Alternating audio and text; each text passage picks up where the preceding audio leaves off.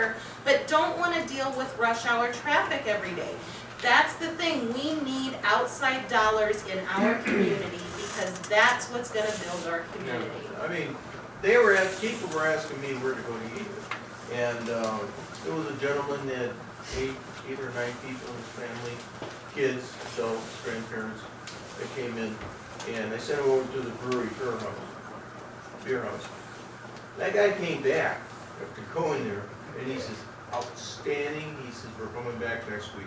Awesome, He said, awesome. this is what we need to build we've been lacking this Yes. for years. Right. And we have those things that people want to see. The Discovery Center now for the next 5 months is running Thomas the Tank and friends out there. $40,000 they spent to bring in this display from Fisher-Price Toys. This is a big event. It's going to draw a lot of people into the city of Rockford. So we have a question back here. By the way, everyone, this is my boy. I'm very proud of him. He's a firefighter paramedic. So, Thank you for your service.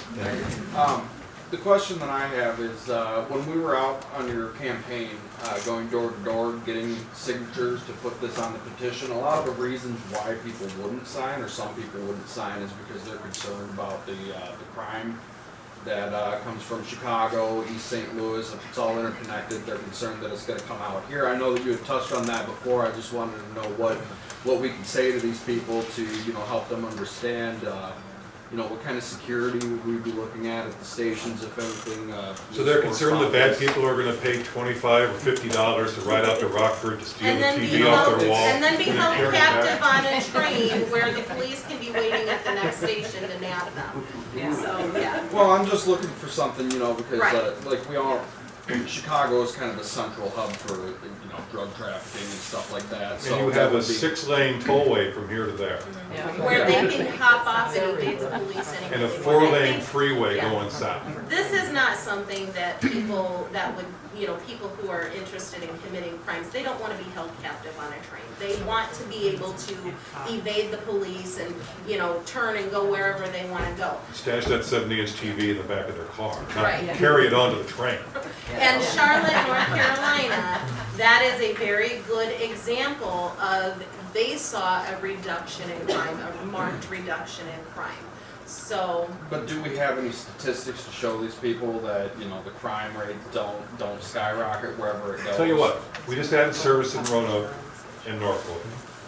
Let's see if their crime rate is somehow different than the rest of commonly sized cities.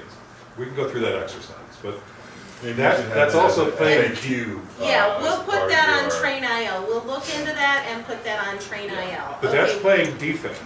Because, like I said, when we were going door to door, that was mainly the people that didn't want to sign. That was their excuse. So we're starting to get a little bit long here. People want to go home. We're going to have another question, and then does anybody else have any really pressing questions? Otherwise, you can interact with me on Facebook, Train IL. Right? Go ahead. Yeah, that issue comes up in Dubuque as well. We ignore it. But the question of the route has come up. And, originally it was CN all the way, and then it was, okay, let's go the UP route. Okay, then we'll go back to CN. My thought is, we can have both. I know you have to fix up the tracks on both sides, but let's work for both routes. CN, Dubuque all the way to Chicago, UP from Rockford to Chicago. Well, Huntley and Marengo are tantalizingly close to the current metro station in Big Timber. Yes, they are. And what's lacking is a connection between two tracks that are next to each other in Big Timber, because Metro has the legal right. Talk about our legal right to run trains. Metro has the right to move all the way into McHenry County, as far as that can go. They can't, without a deal with Boone and Winnebago, go past. But they could certainly, if that track connection was good, and if there was public will, get to Huntley, Marengo, stop in Union at the Railway Museum, all those things. We can That have doesn't mean you flagship can't have stops two wherever different we want. routes. There's plenty of places we serve in two different directions. Thank you so much. Okay, a couple of last questions. We're going to the Yes. Olympic Taverns, or Yeah, there you go. I want to introduce myself. Kendra and I both work with the Midwest High Speed Rail. I'm Dave Winters, former legislator here in Rockford. I want to emphasize one thing to you. This spring will be a huge battle in Springfield over a capital program. It's been 10 years since we've had it. We'd be talking billions of dollars a year, and there is a coalition that has put together a preliminary proposal that calls for $500 million a year for intercity passenger rail, so not Metro or CTA, but intercity passenger rail, which is Amtrak. They have to compete against the airports and locks and dams in the waterways. But that $500 million, if we can get that into that capital plan, will be earth-shaking. It will be earth-shaking what we would see over the next 10 years. So this is one small element. We have some brochures here if you haven't had a chance to look at them, but they list Rockford as an extension on the Amtrak route that Midwest High Speed Rail is trying to accomplish. The key to that will be a trunk line that would run from Union Station to Champaign, across to Springfield and to St. Louis. The time that we think, the University of Illinois has done a study on this, they think the time from Union Station to St. Louis is 2 hours. 45 minutes from Champaign to Union Station. Now that's what we think can be accomplished in the next 10 years, but you have got to get engaged with your legislators and tell them we need that capital program and it needs to have a strong intercity passenger rail component. For Rockford. Yeah, but we're working statewide, but Rockford is a key element. We'd love to see the addition of train service here, and if you want any of those brochures, see Kendra and me.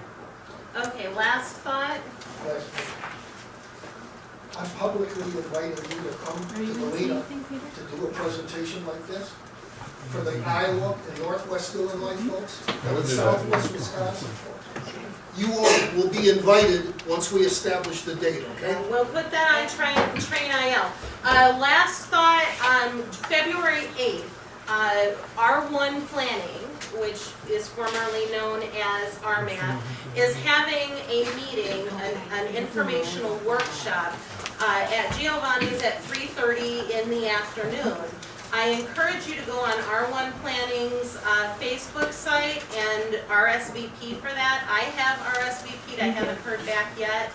I'm hoping to be, yeah, they'll be there. I'm hoping to be invited, being as though, you know, it was my hard work that reignited this conversation for this community. So I'm waiting to hear whether or not I'm going to be invited to that. I'm hoping to, and I hope that the rest of you express interest and try to go as well. Any last thoughts really quickly, because this has gone long. Eric? Where's the station gonna be? Okay, the station would be downtown Rockford at Main and Chestnut. We're looking to put one on the east side of Rockford. We want one in Belvedere, one in Huntley, and we really need one in Elgin as well, because Elgin would be key to people being able to hop off that don't go as far as Chicago. And then there are so many possibilities, because there is a track that loops around the south side of Elgin that some of our trains could actually go to O'Hare. You know, so, yes, exactly. So, Clarence. You asked for a kind of synopsis of what I thought.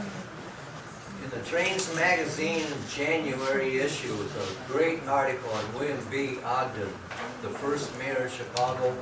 I urge you to get this and read it. So I want Because to. he was the man who was responsible for putting in the first railroad west from Chicago, which was the Galena and Chicago Union Railroad, and today it's the UP line. You mentioned the cross-track connection at Big Timber. We've got it right here at Rockford too, right at Alpine Road and Mulford, where you can go back onto CN and all the way into Iowa to Omaha. CN is approved by the federal government on PTC, the first one in the nation. Yeah, I took our folks by the Mulford and Perryville and Alpine locations on the way in. Yeah, positive train control, which is the safety feature of the day. So I want to say thank you and give a great big round of applause to our host. For our artist here, her work is in this room back here and on that wall right there. She's the one that did all the butterflies and stuff right there. Excellent artist. Thank you so much, Laura, for all your hard work and opening your facility to us. I would like to thank John Gedney for providing some of the equipment here. He's in the back over there. I would like to thank our guests for coming from so far away, giving us their very valuable time. And everyone who traveled from Lena, from Iowa, from all over the place. And thank you very much for coming and supporting this. Please do not forget, we've got lots of sign-in sheets, so if somebody is using one and you don't want to wait, just grab another one. Sign in, give me your information, and I will add you to our email list. And tell me if you are willing to be one of the people who is willing to call their legislators or their local elected officials or whatever. Depends on who you elect. Because we were really close.